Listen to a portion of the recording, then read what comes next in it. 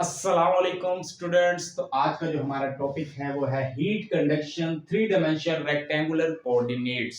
यानी कि जो हीट कंडक्शन है, इससे पहले हमारे पास टॉपिक थे फर्स्ट डायमेंशन, सेकंड और थर्ड। मैंने डायरेक्ट थर्ड लिखा क्योंकि इंशाल्लाह इसी थर्ड में से ही मैं आपको फर्स्ट और सेकंड इसी वीडियो में कवर अप करवाऊंगा। अगर आपको ये आ जाता है तो आई एम श्योर आप ये वीडियो भी पूरी देखते हैं तो आप ये फर्स्ट सेकंड थर्ड आपको इजीली क्लियर हो जाएगा। तो बेसिकली ये कहना क्या चाहता है, जो हमारे पास है हीट कंडक्शन थ्री डायमेंशनल, तो ये हमें कहता है consider a small rectangular element, consider a small rectangular element of length del X. Length जो है उसकी डेल एक्स है, जो विड्थ है हमारे पास वो y में है और जो हाइट है वो z में है। And assume the density of the body rho, जिसे हम कहेंगे, और जो हमारे पास स्पेसिफिक हीट होगी वो c होगी।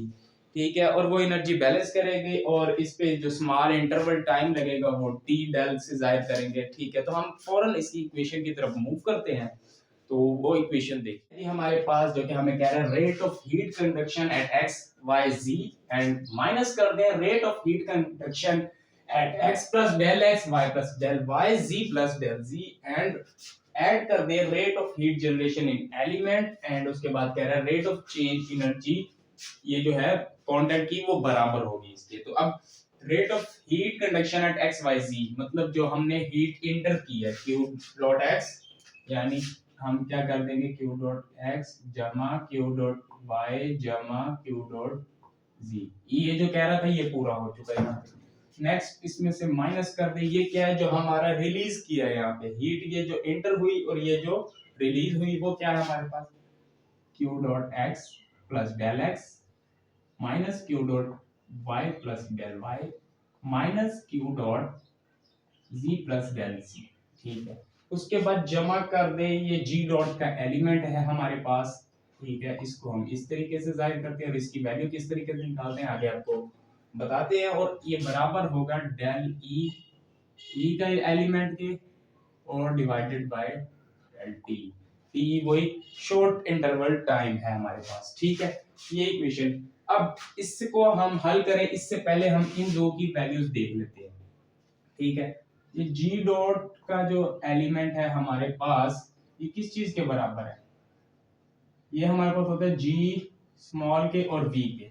अब यहाँ पे वी हमारे पास क्या हो सकता है, वी हमारे पास जो है वॉल्यूम, इसका क्या है हमारे पास, इस जो हमारे फिगर है इसके मुताबिक जो हमारा थ्री के हिसाब से वॉल्यूम अगर देखें तो ये हमारे पास बनता है del x del y del z. ठीक है, ये थ्री डायमेंशन के लिहाज से। अगर टू के लिहाज से देखें तो डेल एक्स डेल वाई। ठीक है, अगर वन के लिहाज से देखें तो अकेला अकेला x नहीं आएगा, उसके साथ a भी हम ले आते हैं। ठीक है, वो कट आउट हो जाते हैं, यानी ये वन डायमेंशन के लिए, ये टू के लिए, ये थ्री के लिए। हम बात कर रहे हैं थ्री की, तो हमारे पास क्या आ जाएगा, ये g के साथ ये आ जाएगा del x del y and del z। ठीक हो गया जी। अब हम बात कर रहे हैं v के एलिमेंट की। v के एलिमेंट के लिए सिंपल है, हमारे पास जो आता है हमारे पास यानी डेल ई जो है इसकी हमारे पास एक इक्वेशन बनती है इस तरीके से कि हम इसको लिख सकते हैं, ये E T plus del T minus E T के बराबर होती है। ठीक है, जब ये इसके बराबर होती है तो हमारे पास एक और फार्मूला निकल के आता है एम सी, और इसको हम चेंज कर देते हैं टी में। तो टी में की चेंज होके ये इस तरीके से बनेगी T plus del T minus T की के साथ टी। ठीक हो गया, जब ये इस तरीके से आ जाती है तो m हमें पता है हमारे पास किस चीज के बराबर होता है, जो कि हम डेंसिटी की मदद से निकालते हैं। तो ये हमारे पास आ जाता है रो सी, क्योंकि वो जो हमारे पास डेंसिटी होती है वो हमारे पास होती है ये देखें ना, डेंसिटी हम निकालें तो हमारे पास आता है एम वी। ठीक है, तो इस तरीके से जब हम m की निकालेंगे तो हम m हमारे पास क्या आ जाएगा रो v के, तो ये रो आ गया, ये यहाँ पे v आ गया हमारे पास। ठीक हो गया, v भी आ गया हमारे पास, और साथ जो हमारे पास आएगा t का साथ ये as it is t plus del T minus T, यानी कि ये हमने डेल ई की जगह रखना है। ठीक हो गया, और ये हमारा इसकी जगह आ गया।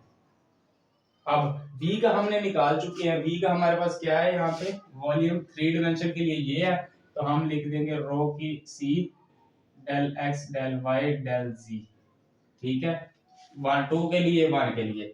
अब ये जो वैल्यूज हमने निकाली है ये इस इक्वेशन में मैं डायरेक्ट पुट करके आपको सामने, अच्छा तो ये मैंने इन दोनों की वैल्यूज लिख दी है। अब इनका आप समझे कि हमने एक फार्मूला बनाना होता है जो कि आपने डेरिवेटिव का पढ़ा हुआ है, ठीक है। तो डेरिवेटिव के फार्मूले के लिए मुझे ये चीज पहले रखनी है, ठीक है, यानी q dot x plus del x, ठीक है। तो उसके बाद मैंने इसको रखना है, तो इधर अब मैंने माइनस कॉमन ले लिया तो यहाँ पे क्या आ जाएगा माइनस, ऐसे। इसी तरह y के लिए माइनस कॉमन ले लूं तो q dot y plus del y, तो यहाँ आ जाएगा माइनस q डॉट y। इसी तरह माइनस कॉमन ले लूं तो q dot z plus del z minus q dot z, ठीक है। ये हमारे पास वैल्यूज आ चुकी हैं। अब आपको जाहिर बात पता है इसका डेरिवेटिव क्लोज करने के लिए नीचे डेल x होना चाहिए, इसके लिए डेल y होना चाहिए, इधर डेल z इधर डेल t, चलो ये तो आ रहा है हमारे पास, ठीक है।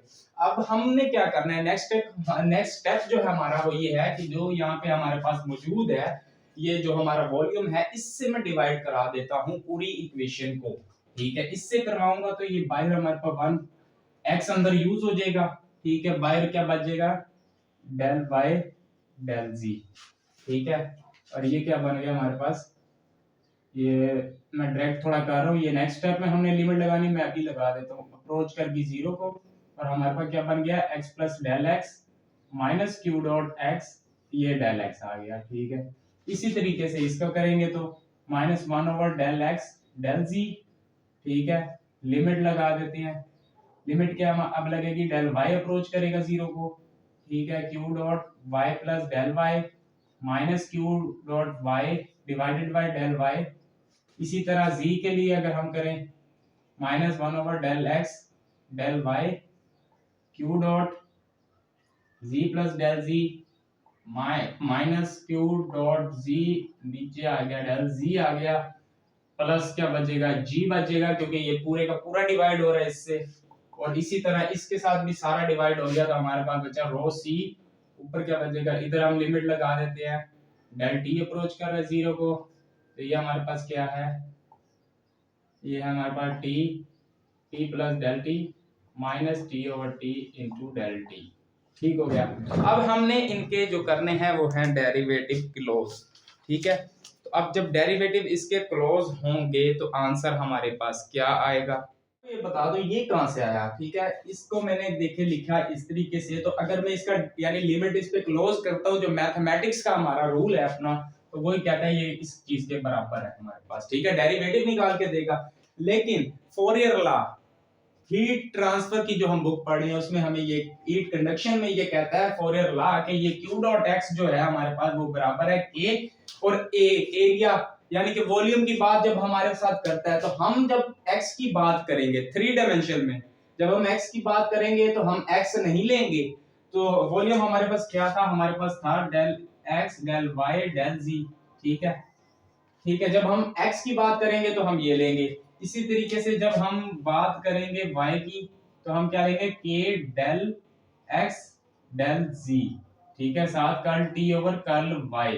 इसी तरीके से q डॉट जब z की बात करेंगे तो हम क्या लेंगे k del x del y और curl t over curl z, ठीक है। बेसिकली हमारी डिमांड भी यही है, यहाँ पे हमें z में है तो ये चीज रिमूव करनी है, यहाँ पर हमने ये चीज रिमूव करनी है इसकी, और इधर हमने ये रिमूव करना है, तो इसलिए हमारी डिमांड भी यही है। तो इस तरीके से ये चीजें निकली हैं, तो मैंने समझा दिया आपको। अब मैं इसको इक्वेशन में क्लियर सामने लिखने लगा हूँ, ठीक है। इसी तरह इसका हम निकालेंगे तो यहाँ पे y आएगा, z का निकालेंगे तो इधर z आएगा, इधर t का निकालेंगे तो t आएगा, इस तरीके से निकालना है। तो अब मैं इक्वेशन में क्लियर कट लिखता हूँ, वहां से आप समझिएगा, बाकी आपको समझाने के लिए था। आप इससे जो आगे पोर्शन है वो अब आए, ये वो इक्वेशन अब ये किस तरीके से बनी है, जैसे कि मैंने आपको बताया था, ये हमारे पास आ गया था कर्ल ओवर डेरिवेटिव, यानी कि ये इस तरीके से आ गया था हमारे पास।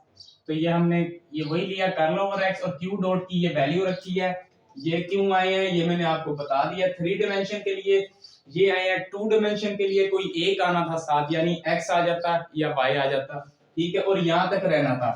2 डायमेंशन के लिए 2 x और y में हमने z में आना ही नहीं था, इसी तरह एक डायमेंशन होता तो हम a के साथ ले लेते, a डेल x ही आ जाना था, ठीक है। तो अब इसको आपको क्लियर कट समझ आ चुका होगा। अब डेरिवेटिव हमारा x के साथ है तो ये टर्म जो है हमारे पास क्या है, कांस्टेंट।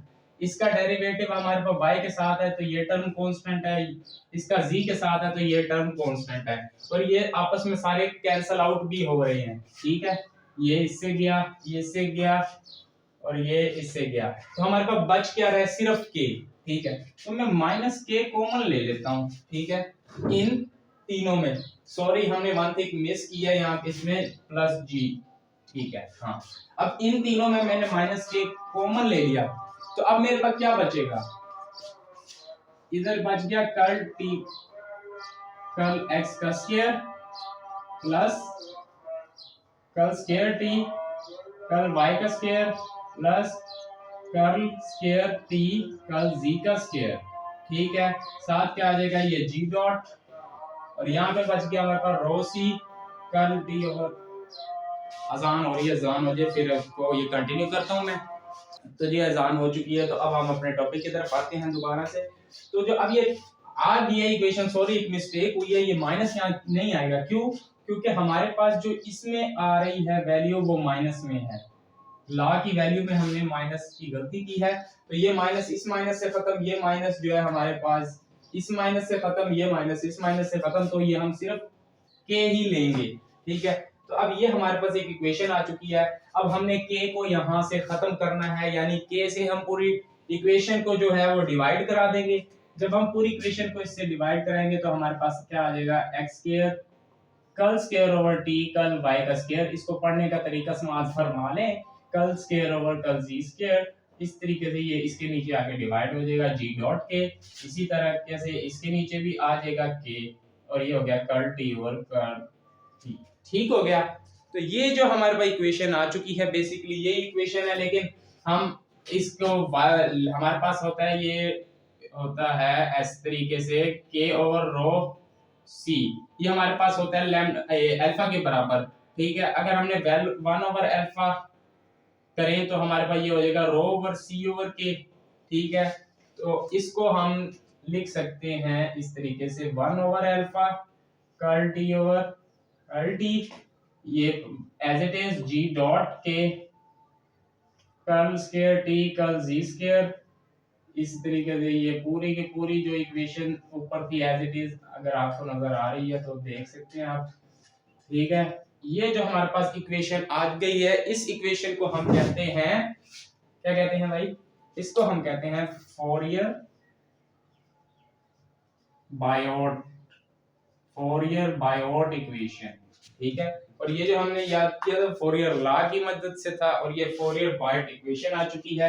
ये 3 डायमेंशनल था। अब मेरी बात सुन लीजिए, इसके आगे 3 केस हैं जिसमें हम एक बार t0 करते हैं, वो किस में हम करते हैं, वो हम इसमें करते हैं जिसमें हमारे पास स्टेडी स्टेट हो। स्टेडी स्टेट हो तो हमारे पास इसका डेरिवेटिव t जो होता है वो 0 हो जाता है। अगर हमारे पास नो हीट जनरेशन हो तो g डॉट 0 होता है, तो बाकी ये रहते हैं। तो अगर ये खत्म हो जाएगा यानी 0 हो जाएगा तो स्टेडी स्टेट में ये सारा 0 होगा, और हीट जनरेशन में ये खत्म होगा, बाकी सारी इक्वेशन आएगी। ये अगर दोनों हो जाए तो सिर्फ ये बच जाएगा, ठीक है। दोनों हो यानी स्टेडी स्टेट भी हो और दूसरा नो हीट जनरेशन हो, तो ये दोनों खत्म हो जाते हैं, तीसरे ये बचते हैं, ठीक है। एक चीज तो ये होगी। नंबर 2 चीज जो हाँ मैंने आपको बतानी थी फर्स्ट सेकंड और थर्ड डायमेंशन की, ठीक है। फर्स्ट की बात करेंगे तो उसमें हम हमारी डेल एक्स तक बात रहेगी, ठीक है। सेकंड में डेल वाई तक आ जाएगी, फिर डेल जी तक आ जाएगी, ठीक है। अब इसमें हमें कैसे पता चलेगा, उसमें हमारे पास अगर फर्स्ट होगा तो ना वाई आएगा ना जी आएगा, ये भी नहीं आएगा, ठीक है। बाकी सेम एज इट इज है। हाँ, वॉल्यूम को आपको बताया, वॉल्यूम हमने a डेल x लेना है, ठीक है, फर्स्ट डायमेंशन के लिए। y की बात करेंगे तो हमारे पास del x del y volume है, फिर हमने z नहीं लेना, इधर से z नहीं लेना, सेम एज इट इज चलेगा।